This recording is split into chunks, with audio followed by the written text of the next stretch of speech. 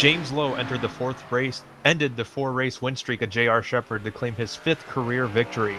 But as we close in on the penultimate event for the Bootleg Racing League Grand National Division, the words of Horace Greeley ring out, "Go west, young man," as we head to the only stop on the schedule west of the Rockies, or west of the Mississippi, excuse me. On the outskirts of Sin City and in the shadow of the NASCAR Cup Series facility, we get set to duel in the desert here at the Bullring at Las Vegas Motor Speedway. And you will see it all here live on the Global SimRacing Channel. I'm Chris Phoebe. Joining me tonight will be Adam Lindgren. At the control center is our director, Sean Ambrose, and he'll be using cameras provided by Dougie Beard. The relatively flat oval here has produced Cup Series champions Kurt and Kyle Busch and has been a stop to sharpen the skills of many upcoming stars in the ARCA Menards West Series. Let's now take a look at our virtual lap of the Bullring at Las Vegas Motor Speedway.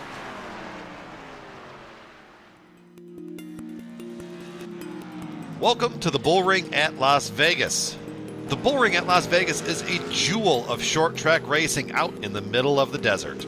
This little circuit is located a stone's throw away from the mile-and-a-half tri-oval that is the Las Vegas Motor Speedway.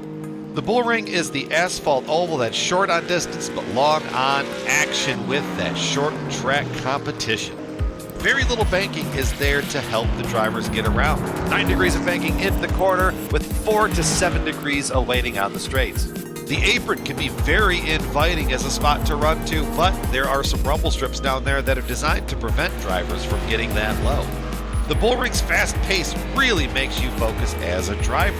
The straights are just long enough to give you time to take a breath and get yourself set up for corner entry.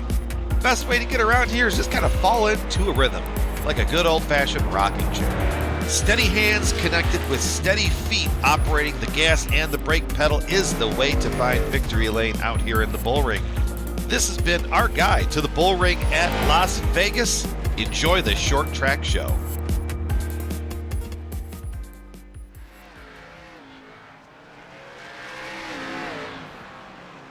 And that was a quick look at how to master the track here at the Bullring, a very challenging little course here. And Adam, would you like to fill us in on some information regarding this one? Absolutely. The Bullring is one of the most fantastic and difficult tracks to run around here. This 0.38 mile or 0.6 kilometer oval has a very challenging profile to it. It's got very different turns 1 and 2 and turns 3 and 4 that make this very difficult, as well as a couple of challenging curbs on the inside of those corners that you definitely do not want to hit. One of the other unique aspects of this track is that it has the pit entry and pit exit kind of end up at the same place right around the back of the circuit. So that makes it very difficult for these drivers to come in and out of the pits if they do need to do so, which we don't expect tonight. But these drivers are definitely going to have a great time out there. It's pretty cool temperatures out there as well, so expect them to have plenty of grip around the Bullring tonight. That is for sure, Adam. And as we talk about the difficulty of driving this track, one of the guys that's going to have to do it tonight is Portsmouth, Virginia's James Lowe, our winner 1 week ago. James, you found yourself in victory lane last week, but it's a clean sheet here tonight in Las Vegas. What do you think of the track so far? It's a little slick, but I think overall it's going to be a good race. Just try to keep the fenders clean and be patient and try to work our way through the field. Now, this is kind of a unique layout for one of these short tracks that you guys visit here, and it's really on the smaller side of the tracks that you guys see here week in and week out. So what are some of the maybe trouble spots we can keep our eyes on as you guys are out there racing? Coming off both corners are going to be tricky. They want to snap loose on you, and if you're not feathering the throttle just right, you're going to spin it out. So that's what people's going to have to pay attention to, is just how to get off the corners. Now, those rumble strips down on the inside of the turns, is that something you guys are hyper aware of, or just something to keep kind of tucked into the back of your head? It's a tricky proposition to go down there, but if you hook the left front just right, you can get a nice turn and drive off pretty good. But you got to hit it just right, so I'll probably lay off of them for a while unless I need them. Well, James, you found yourself in victory lane last week, as we mentioned, which had to feel pretty good after a very challenging season you've had. But as we get towards the end of the season here, what's it going to take for you to get back up towards the front of the field in this one after starting so deep, thanks, of course, to your win last week? At this point, it's just run these races and try to win them. Championship's kind of out of the picture, so we're just gonna go out there, see how good we can do, and hopefully get a win or two. All right, James, we'll let you get back to practice here. That's James Lowe, driver of car number 99. As mentioned, a 5-time winner in the series and last week's winner as well. So James has been cruising here the last couple weeks, and if you are in the market to sign up for a cruise once the world's done ending, we'd like to talk about our series sponsor, the Cruise Shop. They've been in operation since 1986, and they are a team of highly experienced travel agents that have a huge passion for travel. They specialize in cruises, all-inclusive resorts, escorted tours, Disney and family travel, groups, honeymoons, and weddings, and they would love the opportunity to help you plan your next vacation. Give them a call today at 260-755-6125 or visit thecruiseshopfw.com. The Cruise Shop is dedicated to fulfilling their clients' dreams, one destination at a time. Now, Adam, you're a little bit new to the Bootleg broadcast this season. Have you made use of the Cruise Shop, or maybe even been on a cruise here before the world started ending? No, unfortunately, I haven't had the opportunity to make use of the Cruise Shop. I just got into financial straits where I could start to use them right when everything started locking down, but I have heard good things, and I do hope that everyone takes the opportunity to take a look at them once things start to clear up around the world. Never seems to fail, right? As soon as you're able to do something is just when you can't. That's exactly right. It makes things very difficult to... But, you know, it's something to look forward to and something to aspire to, and that's always what keeps us motivated here as drivers and as commentators. Well, speaking of things to aspire towards, our championship standings has J.R. Shepard aspiring to be a champion for the second consecutive season in the Grand National Division, as he sits atop the standings 38 markers ahead of Justin Morton. Then James Lowe unfortunately missed a race, so he's a bit out of touch from the top two. He sits in the third spot pretty strongly, with Donnie Moore pretty solidly in fourth, and then distantly back in fifth after missing last week's race is Brian Dean.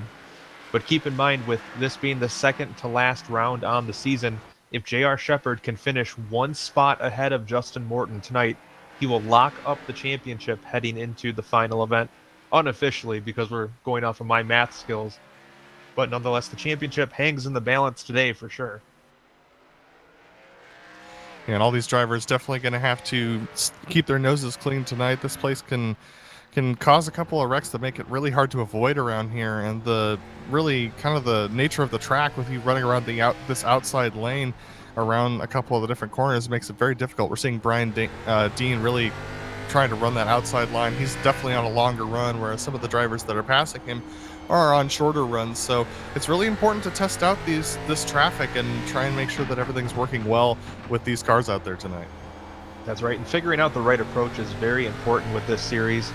A little bit different than what you'll see in a lot of the other series on iRacing is these guys do not qualify the way that they set up their events. We actually can pull up our race details here. You'll see we take the top 8 finishers of the previous event and invert it. So the 8th place finisher from 1 week ago will be scheduled to start on the pole. That's the 07 of Tim Shinosky, not yet entering the session with just a couple minutes before we go racing, so he may be a no-show here tonight.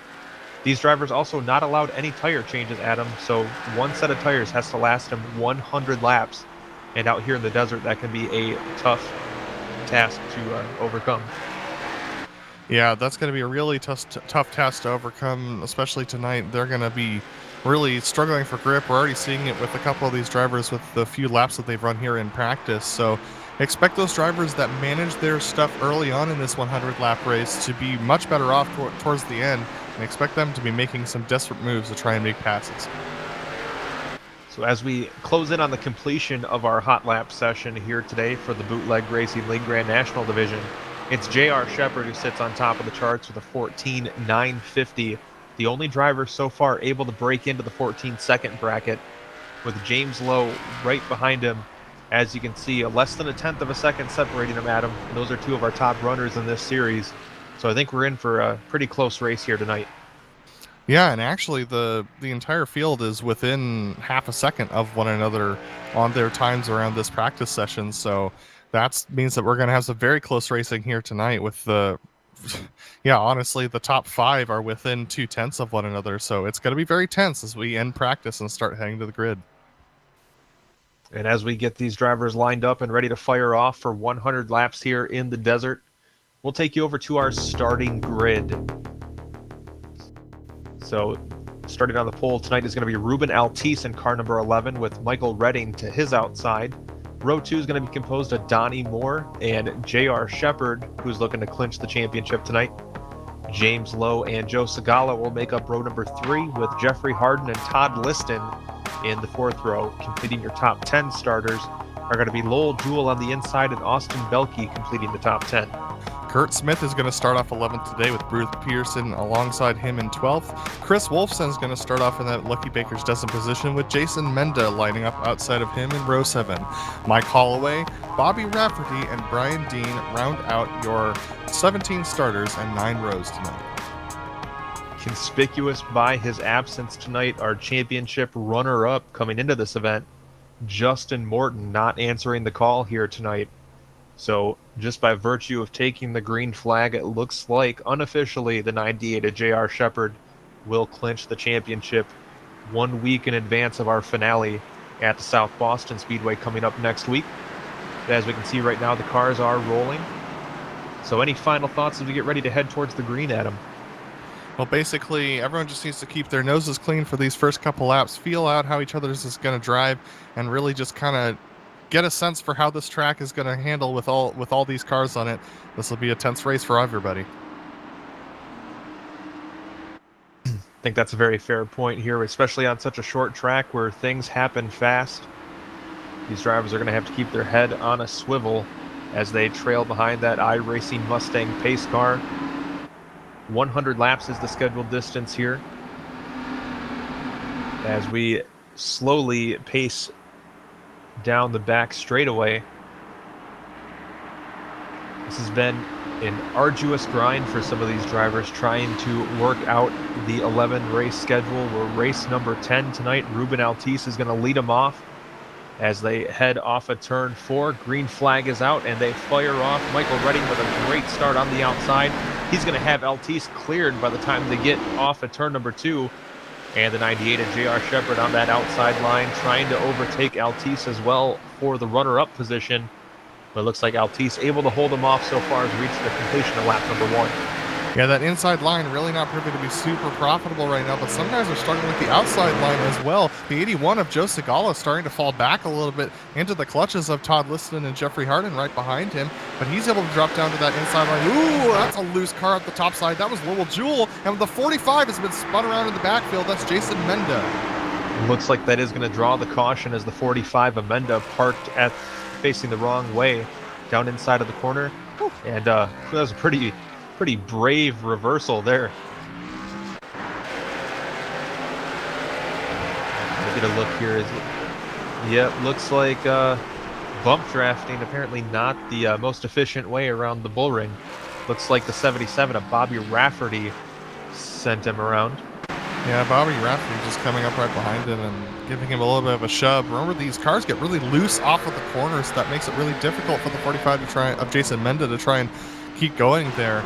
So I'm not sure whether that was premeditated by something that's happened earlier this season, but Rafferty with that end of the line penalty will go to the back and start behind Menda when they come to the next restart. Yeah, our race director John Hine, a longtime racer in this series, stepped away from behind the wheel earlier in the season to head up to race control and keep an eye on these guys. And John Hine, not one to take much slack up there, as you can see with that swift move to put Rafferty to the end of the line. So Michael Redding leads after taking command off the initial start as we work the completion of lap number 6. We do want to remind you, those following along at home, if you check out GSRC.tv, you can actually get a look at all of the live timing and scoring that we are making use of here as well during the broadcast, up to the minute live timing and scoring, lap times, gaps between the drivers in the field, and pretty much more information than your brains can do anything with. Yeah, and one thing to note, an interesting thing to note, is that Donnie Moore did not start under the green flag, so he's in the pits right now. He took a pit stop, I believe, for his fast repair because something else happened to him, but Donnie not having the greatest start to this race. Yeah, definitely not a great night already for some of our top points runners. Donnie Moore came into the race fourth in the standings. Unfortunately, having to take the fast repair already. Justin Morton not able to make it to the starting grid. But J.R. Shepard and James Lowe look to be sitting pretty so far. They're going to be making up row number 2 as we get this one back underway. But it is Michael Redding, a late addition to the BRL field towards the middle part of the season, has made a pretty solid impression already this season with a couple pretty good finishes to his name. The driver I'm going to have my eyes on is Ruben Altice, and to see how he handles being on that high line going into the first couple of corners, because that high line has been struggling to get any speed through the center of the corners. So this could be a difficult start for Ruben on the outside. And we'll keep an eye on him as we come off of turn 4 this time. Going back to green flag racing. The flag is out, and we are back underway. A great start by Michael Redding as he able to pull ahead. Altice stuck up in that outside groove. He's going to give up second and now maybe third position as well, as J.R. Shepard able to get by. James Lowe also on the bottom. He'll get around as well. So Ruben Altice fading, started on pole, already back to fourth here in the early runnings. Yeah, he lost 2 positions on that restart, making it very challenging. But look at this. That's J.R. Shepard going all the way to the edges of the track to try and get a decent run through 3 and 4 there on Michael Redding. Nothing doing, though. Looks like he's going to look to the outside this time, actually. J.R. Shepard, one of the more... Oh, and the 23's around. Brian Dean is around in the backfield, and the 45's around again. We have quite a few cars involved, Lowell Jewell being one of them. Yeah, Lowell Jewell down there in the inside fence. I saw that as the incident got wrapped up. We'll take another look here, focusing on the 23 of Dean. Looks like Jewell got into the 23 and then stacked up the 45 of Menda as well. Bobby Rafferty just barely making it through that one. Yeah, that shouldn't be too much damage for any of these drivers, but just an unfortunate moment. Lowell just packing a ton of speed into the corner and couldn't get it woed up fast enough to stay off at the back of Dean, and that ended up sending him around. And unfortunately, Jason Menda once again involved in this incident. He's going to stay at the back of his pack. Yeah, Menda mixed up in a couple different incidences tonight, Adam, and none of them really his fault, just kind of wrong place, wrong time. Yeah, we've all experienced that in our times on iRacing, where you just draw the short straw sometimes, and that's how it goes. But unfortunately, that's going to spell a little bit more trouble for Menda. He's still on the lead lap, but Lowell Jewell is still in the pits. So Brian Dean's going to take it to the pits as well to get a spare car, I believe. So a couple of these drivers taking their spare cars early this session. Yeah, this is a very uncharacteristic start for these BRL drivers. Normally these races, they do all take place on short tracks, which are known for being a little bit more hard-nosed than some of the other races, some of the other racing series we see where they head on to the bigger NASCAR-sized tracks. But usually these drivers are able to keep their noses clean and not get mixed up too well. But unfortunately tonight, things a little bit black and blue here early on. Yeah, it's definitely going to be the case. Now, Ruben Altice, remember, he was on the outside going into the first corner last time by. He's starting off in fourth this time, so he'll be on the outside once again, but the second lane. So, unfortunately, he's just continuing to get the bad end of the draw in these restarts. So, he's going to have to work hard to maintain that top 5 position on the restart. I'm also really interested in seeing Michael Redding and J.R. Shepard mix it up here on this restart. Shepard, a very well-known quantity in this series, but Michael Redding, still a little bit of an unknown. He's led some laps this season, but hasn't really gone nose-to-nose with some of the top names in this series yet, so I'm interested to see what he has to say. Yeah, and Chris, we also saw we saw JR, taking his opportunity to try and take a look to the outside just before we got that yellow flag, so JR may be thinking of a different strategy than most of these drivers on trying to figure out how to pass these guys. Well, that's one thing he's always been really good at, is taking advantage of things that other drivers can't or won't.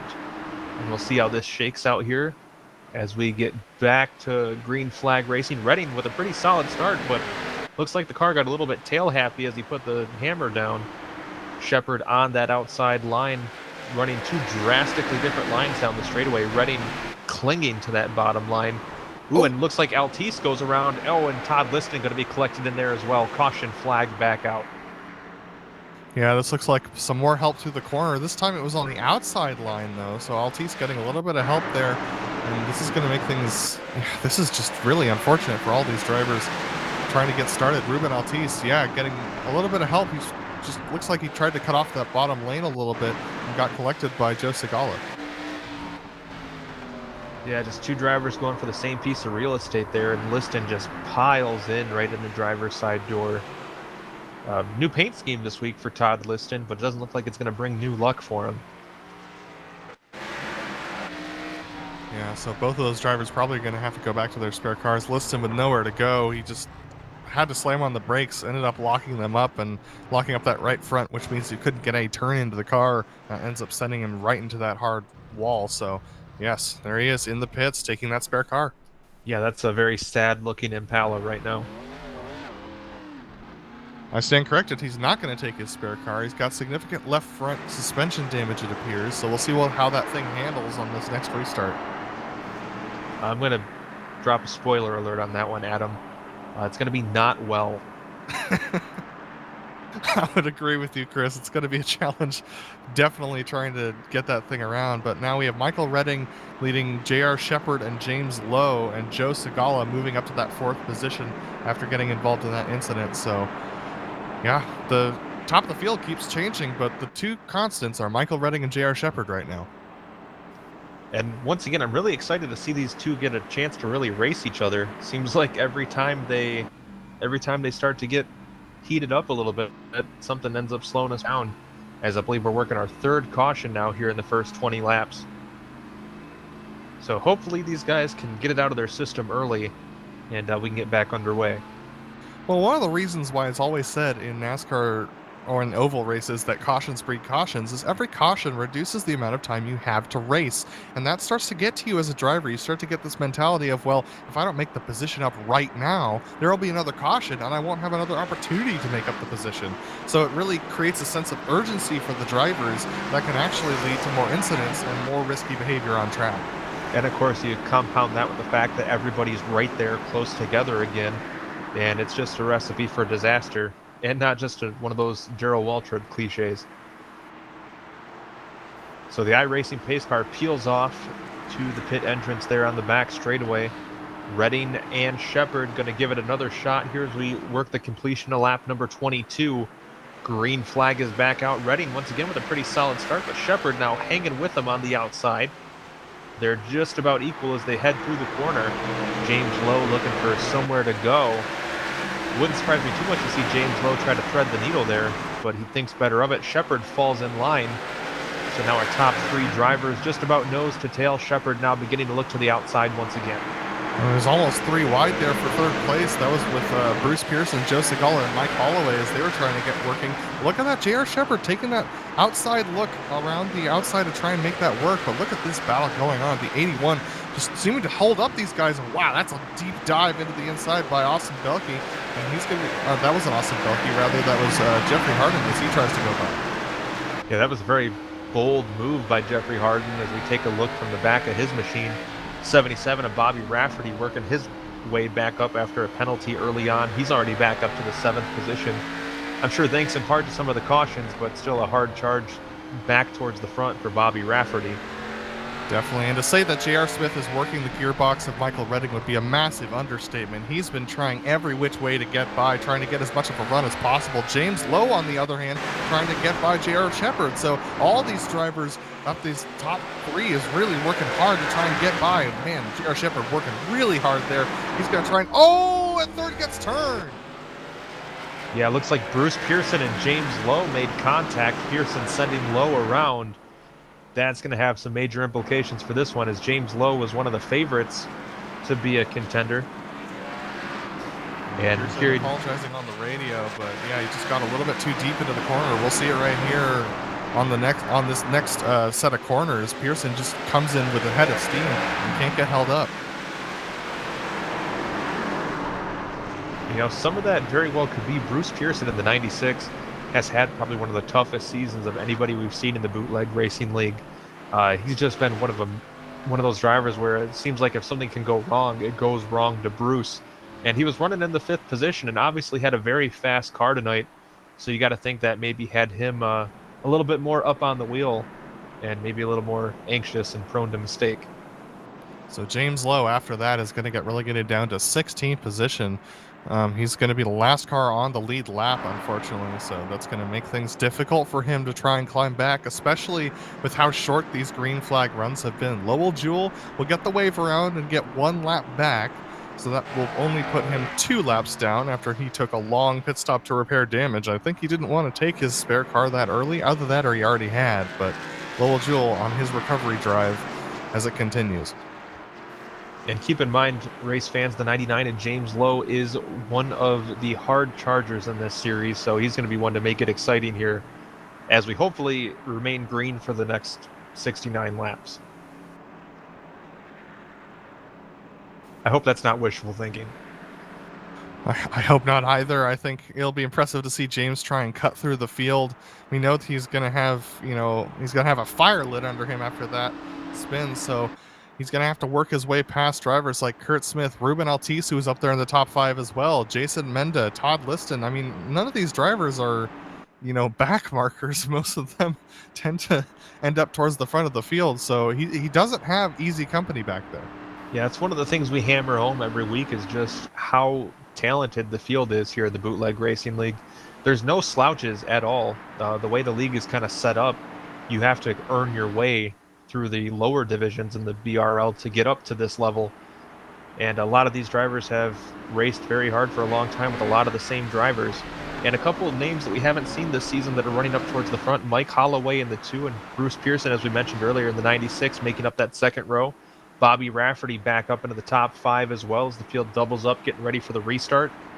So the constant that we've had since the beginning, Redding and Shepard are going to be that front row.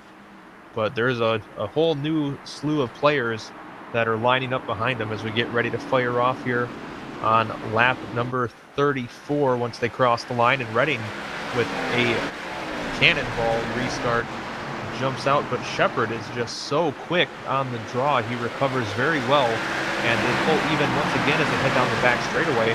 Shepard maybe even with a little bit of an advantage as they head to turn 3. This is the best challenge Shepard has had all night around the outside. He's trying to make this work. Redding is trying to hold that inside line, but looks like he's starting to get a little bit tight. This is going to make it challenging for Shepard and Redding to hold their lines as they go through there. Mike Holloway getting ahead of Bobby Rafferty there, and Bruce Pearson falling back to 5th position. All these guys just waiting to see what happens with Shepard and Redding. Yeah, this is a very close racing as we have the top 3 cars very, very close together. As the 2 of Mike Holloway now gets to the inside of Shepard. Shepard maybe pushed up the track a little bit. That allows Redding to get free briefly. Very narrow racing between the 2 of Holloway. Oh, Shepard tries a crossover for a second. Thinks better of it, but he's hard on the binders as Redding pushes up the track. Yeah, Shepard's been trying to look to that inside of Redding all night, but he can't get the power off the corner that he needs to. And looks like Austin Belkey's around. Yeah, it looks like we may have had a bit of a parking lot on the front straightaway as the caution comes out. Just kind of caught that one out of the corner of my eye. You can see with Joe Segala, actually. Yeah, it looks like damage on Segala and Belkey. So it looks like the concrete barrier strikes again here with Joe Segala. He's going to get some help exiting the corner. We'll see it here. That's the 23, giving him a little bit of a push. That's Brian Dean. Yeah, it looks like they turned the 81 of Segala into the racing equivalent of a volleyball. So we're going to head on board with the 81 of Segala, and if you're prone to motion sickness, you may want to look away. There you get turned into the wall, and we're rolling. Ow. Ow. Major ow. That made my tailbone hurt. That made my head hurt. That is not where you want to be. So Segala, unfortunately, is now in the back of the pack with a severely damaged race car. And he's going to have to come in and get his spare car out to be able to keep driving this race. So even after all that, the standings stay the same. Michael Redding still in first with J.R. Shepard in second. Mike Holloway and Bobby Rafferty looking on with Bruce Pearson having fallen back to 5th. Not much has changed up at the front, Chris. No, but it looked like Shepard was beginning to try some stuff to get around Rafferty. I don't know if all these cautions maybe has him a little bit nervous that this race may end a little bit prematurely, But nonetheless, Shepard was starting to search around looking for a quick way around the 30 car.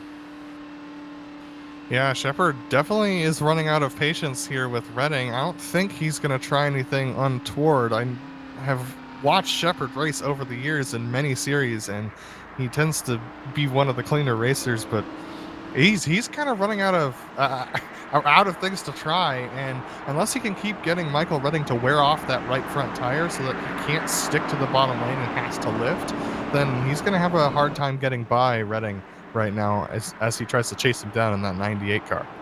Yeah, I noticed at least one time in that last run, Shepard did try the inside line, but it almost looked like he tried it before he was ready, and didn't quite realize how much it took to get the car woed down from that approach to the corner, because it almost looked like he was near locking it up as he just seemed to plow through the corner. But on the same token, in that very same corner, the 30 of Redding seemed like he was having his own troubles getting the car to stick to the bottom of the track. So there's a lot at play here, and again we have Holloway and Rafferty in that second row that are willing to strike as soon as the opportunity presents itself. So pace car is peeling off. It's Redding and Shepard once again. We're reaching the completion of lap number 43, closing in on halfway through this one. As Redding once again, contact between our leaders on the start. And Holloway in the mix as well. Oh man, we're stacking them up. It looked like the 30 of Michael Redding maybe spun the tires and ended up collecting Shepard, Holloway, and a few others, Adam. Yeah, this was a big incident. It started with Redding looking like he held up the field a little bit, and he did spin the tires. He spun it directly into Shepard, who was able to get straight and keep going. So Shepard's going to get back into fourth position there, but it was a huge mess in behind him. So we're going to head on board to the 30 of Michael Redding. As he comes down for the start, you can see he spins the tires right there. The car just kind of dog walks up the track. He ends up smacking the 98 of Shepard, sending him around. Shepard with a great Dukes of Hazzard style spin and keep it rolling. Does a complete 180 and stayed on the gas. So he is not losing as much position as he could have. But you got to feel for the 30 of Michael Redding there. Yeah, and late to the party was Austin Belke spinning around the 6 of Kurt Smith. So Belke's going to come down pit lane and take his spare car. So quite a few drivers now have taken their spare cars, and one of our first was Brian Dean, and he has recovered all the way back up to third. Well, the Bootleg Racing Series has been using the Grand National car for 2 seasons now. In those 2 seasons, only 3 drivers have ever been to victory lane, and one of them is not in this race, and 2 of them have now been involved in cautions. So we could see a new name heading to victory lane for this series tonight, Adam. That'll be awesome to see, and it's unfortunate that it has to come under such sad circumstances as a caution being caused by spun tires. But that being said, new blood is always rejuvenating for a sport, and it can make a league that much more rejuvenated. It can give someone the fire under themselves that they need to really go out and pursue a championship next season. So I'm looking forward to seeing who's going to take this one home tonight. The only other thing I'm wondering is who in the management of the BRL set this race to full moon mode. I'm not sure if they needed to. I think some of these drivers are feeling the excitement that has come with the return of racing in real life, and they've really started to see how their drivers are performing on track out there, so they're going to try and give it another shot here. So now a new name up front. Bobby Rafferty in the 77 car is going to lead him around, with Bruce Pearson in the 96 to his outside, as the green flag is back out. Already off to a better start than our last restart, Adam.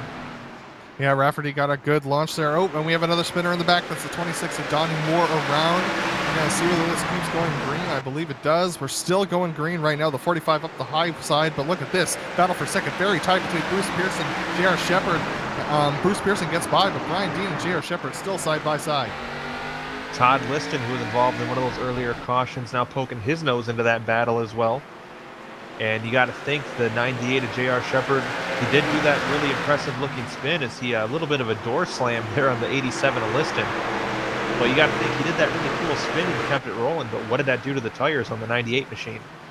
I don't think he has time to think about that because he's made himself his way up to third with that 3-wide pass, and now he's going to try and work on Brian Dean. But this is all on Bobby Rafferty to get away on what is possibly one of our longer green flag runs of the night. That is a very good point there, Adam, as Brian Dean is fighting to hang on to that second spot as Rafferty clicks off another fastest lap of the race. Really the first chance we've had all night to get some green flag racing in as Shepard, now up to the second position, works past the 23 of Dean, and he's going to have the fishing pole out, going to try to reel in Bobby Rafferty. Yeah, so J.R. Shepard showing his pace there. Rafferty, though, he's a full second and almost a second and a half up ahead of J.R. Shepard, so it's going to be hard pressed. Look at that, Brian Dean actually getting a little bit loose off of the corner. Todd Liston with an opportunity, and Chris Wolfston's around in the back. So I believe this is our 9th caution, if my numbers are correct. I could be a little bit off on that, but another caution here is the 17 of Chris Wolfson, a middle school principal. Unfortunately, getting a little bit unwieldy as the car goes around. He may have caught those rumble strips, it looked like, since he was down on the bottom of the track, Adam. Yeah, I think his front splitter caught those rumble strips and ended up unsettling that left front tire, which means that all the weight gets transferred to the right side. And at that point, the car just wants to rotate around because you don't have any pressure on the left rear tire. And so that'll end up just unseating the traction compound on the right tire, the right rear tire, and that ends up spinning the car around. You used a lot of big words there. I'm going to assume what you said was correct. I concur. Well, speaking of big words, 9 cautions, even if we're miscounting that, I think it's too many, and I think many of these drivers are thinking the same thing. They're thinking to themselves, man, I just want to get going. But one driver who's not thinking that is Bobby Rafferty, our current leader. He's thinking to himself, yeah, if we could keep this up for a little bit, maybe I can keep J.R. Shepard in behind me. Yeah, the BRL keeping J.R. Shepard behind you is no small task. I mean, even after roasting the tires there on that botched restart we had a little bit ago, Shepard still is very fast. He dispatched Brian Dean and Bruce Pearson pretty quick to get back up in the runner-up position. So Bobby Rafferty has no small task ahead of himself to try to keep JR behind him for another 41 laps. No, and Bruce Pearson may have struggled on that restart predicting when Rafferty was going to go, but we've seen J.R. Shepard. He is no slouch on these restarts, so he's going to be pressuring Rafferty around that outside lane as we get back to this restart. The sun continuing to set here at the Bullring is making this track even a little bit cooler than we started, so this is going to make things a little looser for these cars as they head into these corners. Yeah, you can see just 69 degrees on track, which is, you got to think, a little cool for a race that's going on in the desert. But again, we are reaching the twilight hour, so the sun is setting and things probably cooling off rapidly here in Las Vegas. And it actually gets very cold at night in the desert, so this can make things, these rapid temperature changes can be very challenging as a driver to try and manage, especially with the way that they're modeling the tire compounds now in iRacing. So this could be a challenge for these drivers as they get ready to go racing once again. Now, real quick, before we go back to green, Adam, what's your favorite casino game? I mean, my favorite casino game, to be honest, is a card game. It's blackjack. I just think that I love the embracing of just how the odds and the fact that the house is stacked against you. I think it's the purest kind of betting that you can do. Very interesting. As we come off of turn 4, the 77 of Bobby Rafferty fires off. Coming back to the green, Rafferty, a pretty good restart. Shepard not able to get too much on him as the battle shapes up for third with Todd Liston trying to get to the outside of the 23 of Brian Dean. But that gap up front, not very far as Shepard and Rafferty are pulling away from the field at him. Yeah, Shepard looks like he is a little loose. That spin causing a little bit of trouble for him. They do have the lap car roll jewel that they're going to be coming up on here quickly. But look at this. Rafferty takes a little bit deep into the corner. This gets him a little bit tight, actually, at the center. And J.R. Shepard's up to the inside. So unfortunately, Rafferty may have had the dealer hit him a couple too many times as the 98 of Shepard shoves it up the inside, and he'll be just about clear as they head back to the line, give the lead to J.R. Shepard officially.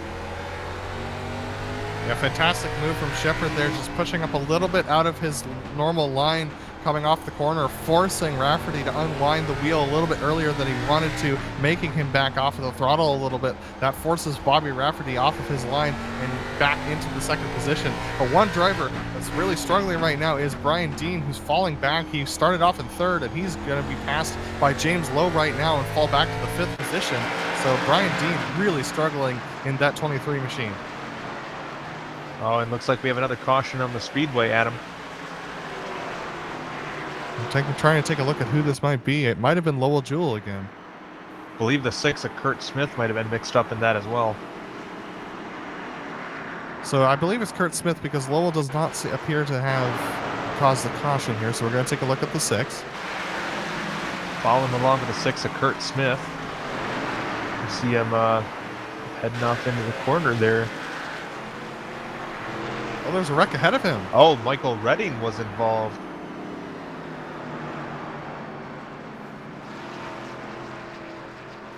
So it looks Very like that was interesting. the 30 of Michael Redding with some damage, and Redding just loses it by himself off of 4. He keeps his foot in it, and that keeps him out of the racing line. We're going to take a look at this one more time here. We're going to take a look on board with Joe Segala, who is right behind this when it happened. Yeah, you can see Redding right there to his outside, and wow, that's a pucker moment for Joe Segala, as he has to slam on the brakes to avoid collecting the 30 of Redding that literally spun right in front of his nose.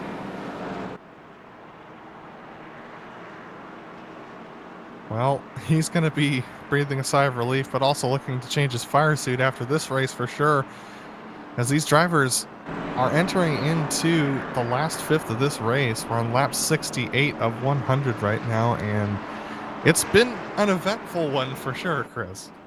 That's, to put it lightly, Adam, a very uncharacteristic race for this series. Just a lot of weird cautions that we've seen, but one thing that you can bet on with the BRL that's maybe not a little bit out of character would be the 98 of JR Shepard being out in front.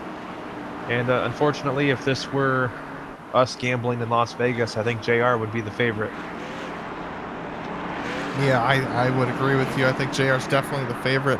Any of his challengers are quite a bit back, Michael Redding being one of them, and he was involved in that last incident. So JR is going to be trying to put on a clinic here at the front of the field and hoping there aren't many more cautions to follow this one for sure.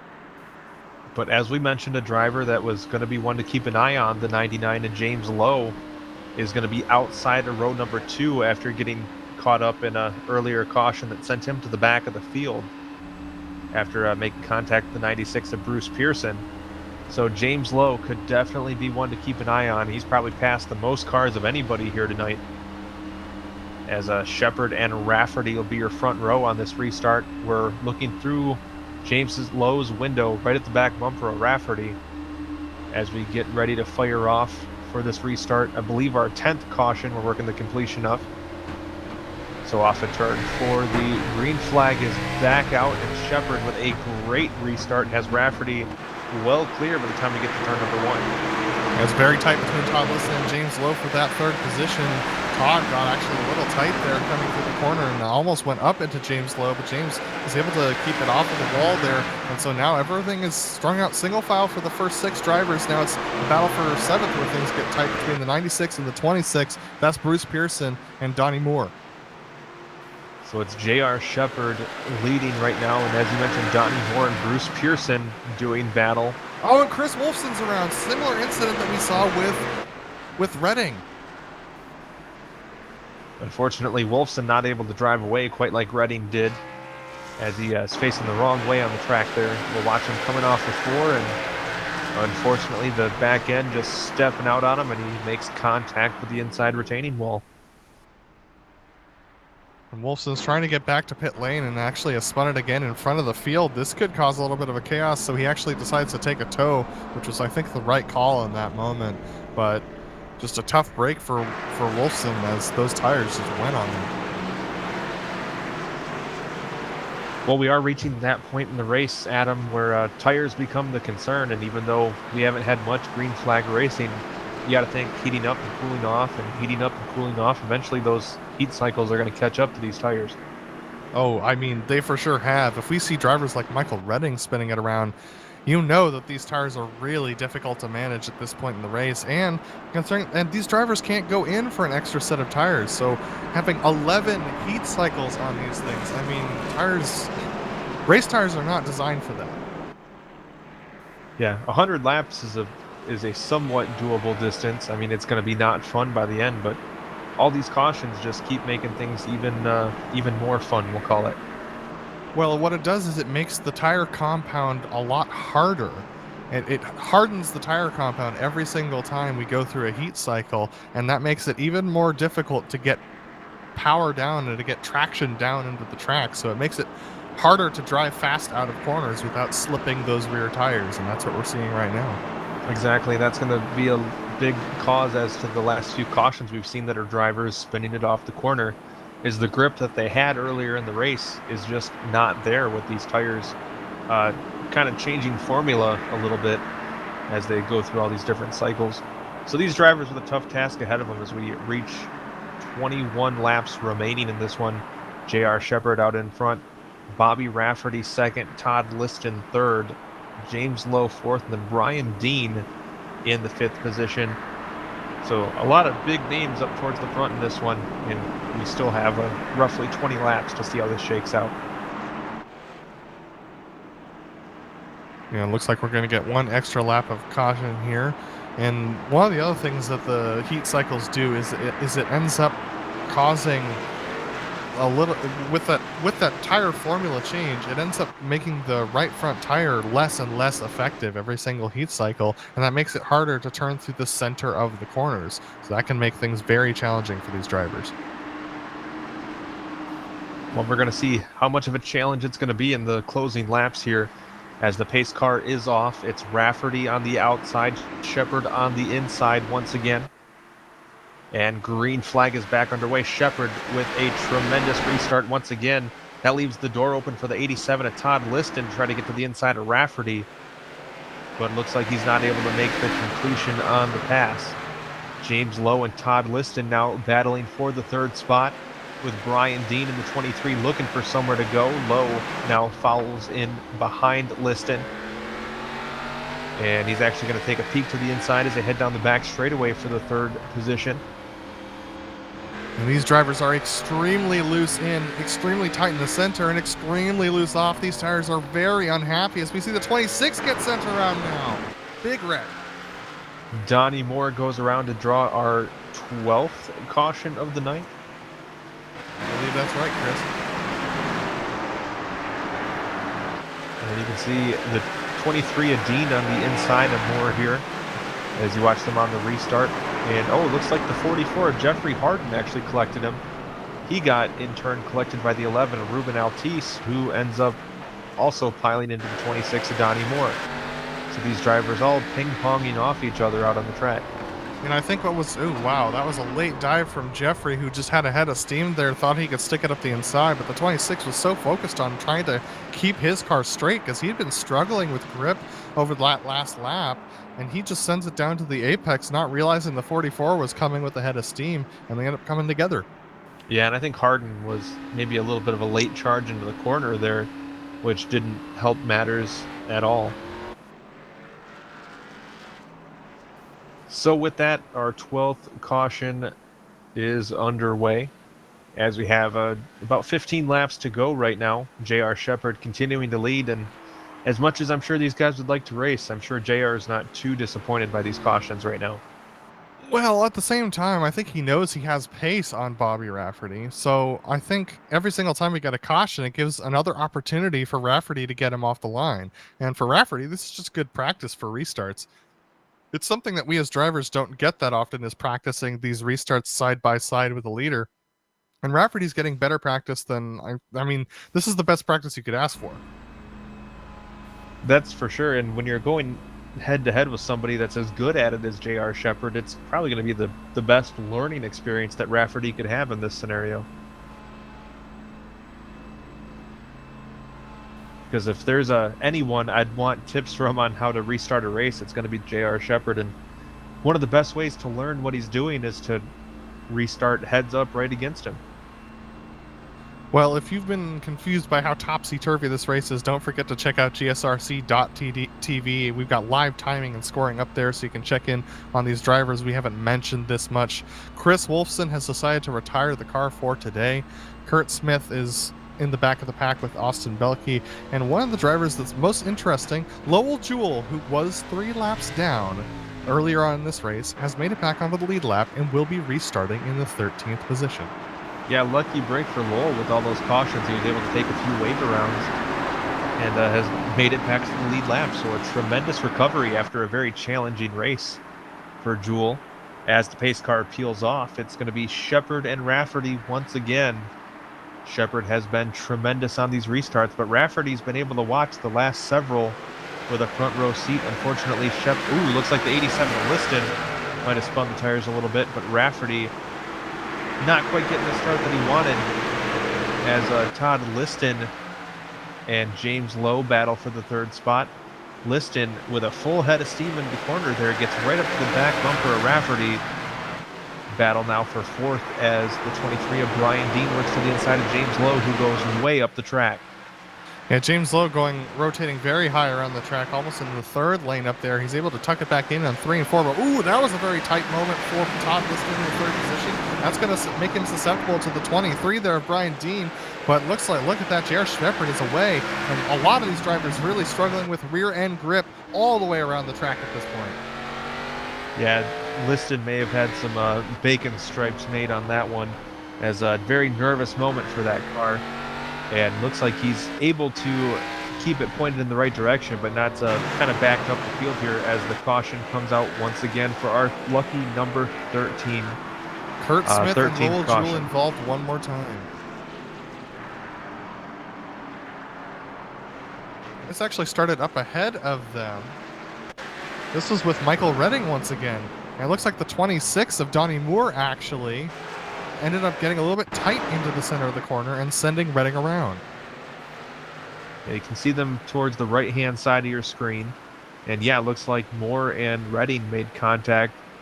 Moore was able to continue on, but looks like the 6 of Kurt Smith unfortunately tried to avoid, ended up getting himself into the wall as well.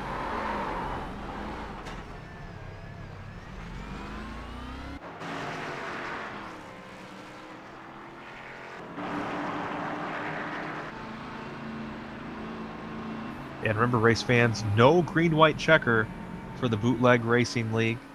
They keep true to the 100-lap distance. So with 7 laps to go, this may very well end up being our final restart. So a lot going to be on the line once we return to green flag racing, Adam. I'm pretty sure this will be our final restart once we go green, because the next yellow flag should take it to the end.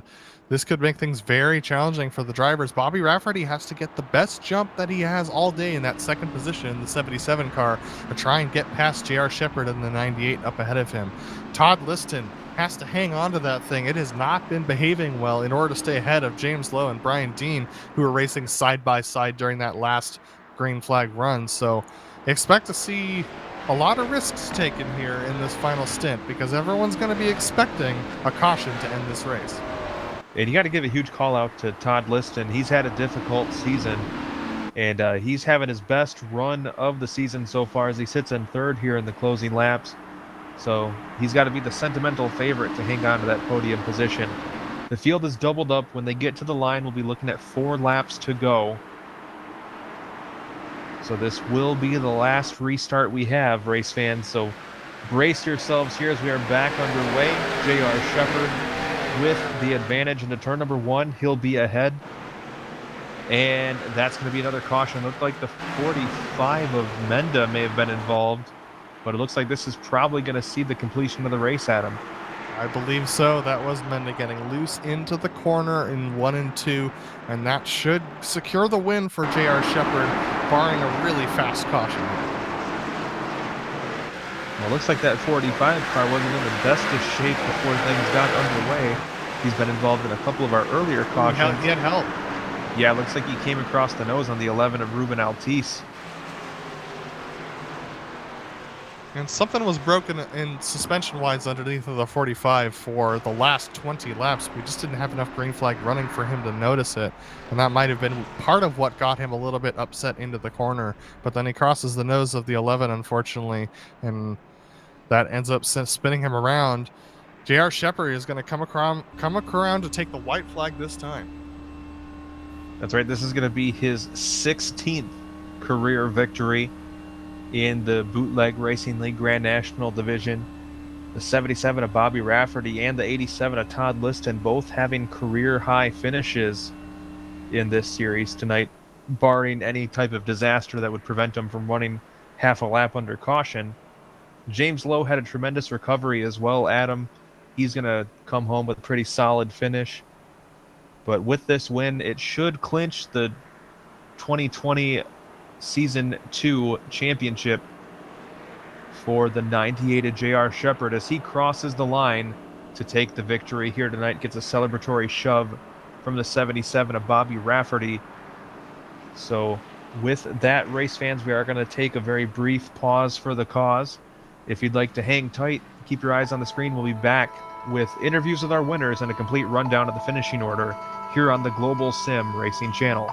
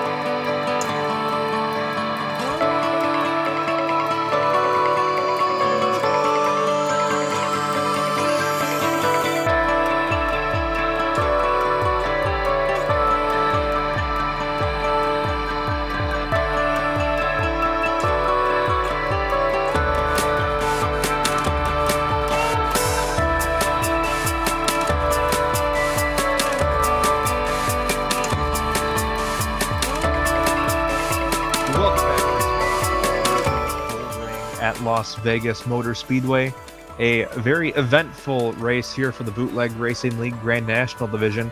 J.R. Shepard taking his 15th career victory in the series. Bobby Rafferty, a career high second place finish tonight, with Todd Liston coming home third to complete the podium.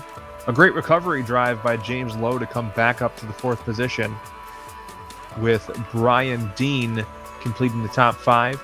Bruce Pearson, a highlight of his season with a sixth place finish, with Mike Holloway, Joe Segala, Donnie Moore, and Jeffrey Harden completing the top 10.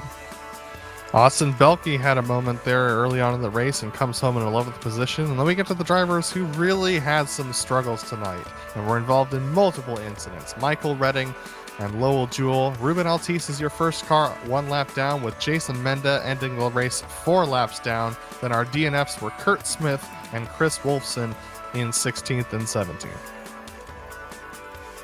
Well, with that, we're going to try to catch a word with our top 3 finishers. First up, third place tonight, driver of car number 87, Todd Liston. Todd, looks like you had a great run tonight, but that car looked like a handful at the end. Yeah, it was getting a handful at the end there. I'm usually pretty bad at saving tires past about 50 or 60 laps, so having a lot of cautions kind of fed into keeping me fast for a good portion of the race. And it looked like there was a couple different times where that car looked like it was pretty evil to drive off of turn 4. Was that the case, you think, for everybody, or was maybe just that tire wear you talked about maybe starting to catch up with you towards the end? Well, there were a few times where I kind of shot it a little hard in there, and if you're a little too aggressive on the throttle here, it's real easy to spin the tires and get it to hook like that. So. Well, Todd, we come to the close of the season here next week at South Boston. If you had to give yourself a letter grade on how your season went, how do you think it went? Yeah, probably about a C. Well, C's get degrees, right? So, Todd, anybody you want to thank to help make tonight possible for you? I'd like to thank my team, United Sim Racing. They're always helping me out and learn.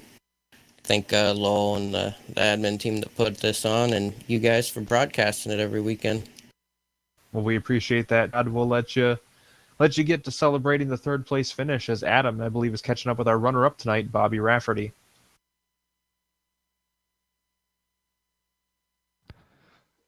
Yeah, definitely. And Bobby Rafferty did some impressive stuff today. Bobby, you started off second to last and made it up to second to first by the end of the race. And you really didn't have a lot of green flag laps to run it. Yeah, it was mainly just trying to avoid the wrecks and try to, I hate to say it because we're moving forward, but conserve my tires and take it easy going in the corners. A lot of guys were charging the corners and kind of just opening up the bottom of the track for me. I was kind of fortunate in that sense. Yeah, I completely agree with you. It seemed like you had a lot better handle on your tires than most of the field. But talk to me about those last 4 or 5 restarts when you were battling with JR Shepard. And we know how strong JR is in this league, and especially with this car. But talk to me about what it's like to start alongside JR, both as the leader and in second. I've been racing with JR for a very long time. I've got the absolute utmost respect for that guy and his talent. He's probably one of the more fast guys that I've ever raced with, but also one of the cleanest guys I've ever raced with. So it's always, an honor to run with him. And being this is only my second start with Bootleg in this particular car, and I don't have many starts in them to begin with. I'm thrilled with my finish. Kind of feel like I gave it away by over driving turn 3 that one time, but that just shows you how good JR is. If you make one little mistake, he's gonna pounce, and you wouldn't expect anything less from him. And hey, we'll take this second place after last night's disappointment in the Dirt Street Stock Series and move on to next week. Well, Bobby, even though it's not the win that you were hoping for, it's still a fantastic finish considering where you started up 14 positions from your starting position. Is there anyone you want to thank for your second place finish tonight? Yeah, absolutely. First, I've got to thank Bootleg Racing League for putting such an amazing series on Fridays and on Saturdays. It's a great group of guys to be with, and like I said, I got to give all the thanks in the world to them, and I've also got to give a thanks to you guys for broadcasting both nights and giving us a platform to show everybody what we could do. And then I've also got to thank my team, Jim Beaver Esports, and all of our sponsors, General Tire, Polaris Razor, Vision Wheel, Rigid Industries LED Lighting, Dirtfish, GSP XCV Axles, Gibson Performance Exhaust, Acronis, and as well as '07 Designs, Matt Everhart, our painter on the team, and one of my best friends, Sant Racing Fabrications, Bobby Sant. He makes some of the best rigs out there. So if you guys haven't checked that out, check out santsracingfab.com on the internet. He's got a lot of really nice stuff from steel rigs to 80/20 aluminum rigs. Well, fantastic race today, Bobby, and we look forward to talking to you at a later date. Absolutely. I'll be back with you guys next week, and thank you guys again. That was Bobby Rafferty, our second place finisher tonight after starting second to last in 16th position. And it looks like Chris Phoebe has caught up with our winner, JR Shepard, as he's finally made his way to victory lane. Well, he's done popping off the champagne at him. JR Shepard picking up another win here tonight. But this one was a little bit of work, JR. Tell us about that restart when Michael Redding maybe cooked the tires a little bit and got India there. Did you think your race was done? Yeah, I did. Yeah, there was a little bit of gamemanship going on the restarts there, and I saw him spin his tires, and I thought I was going to be able to get away from him. And when he started coming back across the track, there was just not much that I could do. And once he got a hold of me, I didn't know if the car was damaged or not. So yeah, I had me a little worried for a few laps. Now, it looked like a pretty aggressive drive to get back up into the second spot. Now, when you had your eyes on the 77, did you think you had a pretty good shot at taking them, or did you think you were just happy to be there in the runner-up spot? Well, I love the racetrack at the Bullring in Vegas, and it's just one of those tracks that I enjoy racing at and kind of fits my style. So when I saw Bobby up there, he's one of the best in anything that we race at. So I knew that he was going to be tough, but I knew that I had a good shot just because of the track that we were at, and I think he just made a small mistake, and I was able to get a run and get underneath him. Now, with this win and aided by the absence of Justin Morton tonight, I believe this should mathematically lock up the championship 1 week early for you. What does that mean to you to claim a second straight championship in this division? It's really cool if that's how it works out. I know there's a couple of drop weeks that we have throughout the season, and I don't know how those points actually look. I haven't looked at them, so it's been a good season. There's a lot of guys that haven't been racing in these cars very long, and they're making progress each and every week. So it's nice to see that. We've got Bobby racing with us now, and he'll put on a show each and every week for sure. And Todd Liston, he came home third tonight. Really good to see. He had a great run. Now, any sponsors you want to thank to help make tonight possible for you, JR? I don't have any sponsors for myself, unfortunately, but I do really appreciate everything that the Crew Shop does for the Bootleg Racing League, allowing us to come out here each and every week, and they've been a great partner for this league, and of course we appreciate everything that GSRC does each and every week. You guys really make us look good, so really appreciate that. Well, thank you, JR. We'll let you get back to celebrating your win here as we get ready to close things out here tonight for the Global SimRacing Channel and the Bootleg Racing League. Do want to send a few special thanks out before we close things up. Of course, want to thank the Crew Shop. Once again, reach them at 260-755-6125 or thecrewshopfw.com. Of course, we would like to thank the Bootleg Racing League for allowing us the opportunity to broadcast their racing events each and every week. And want to thank the companies that provide the software and hardware for our broadcast that'll be listed on your screen. An additional thanks to June Lalonde, who provides our wonderful music. See the screen for how to get a hold of more of her great work. I want to thank the crew tonight, Adam, Sean, and Dougie. If you'd like to find out more about the GSRC, including upcoming races, you can find it at globalsimracingchannel.com. Check us out on social media, on Twitter at GSR Channel, on Facebook at Global Sim Racing Channel, and Instagram at GSRC Graham. And if you'd like to support the channel, go check out our merchandise store at gsrc.storeenvy.com. The link is going to be found in the subscription below. Don't forget to head on over to our YouTube page and hit that big red subscribe button as well so that you don't miss a moment here on the Global Sim Racing Channel. The next event for this series will be the season finale at South Boston Speedway next Saturday, June 13th at 8:50 p.m. Eastern. We also have upcoming races for other series listed on the screen, so check those out and mark them down on your calendar. And as always, until next time, race clean, race hard, and we'll see you on the track.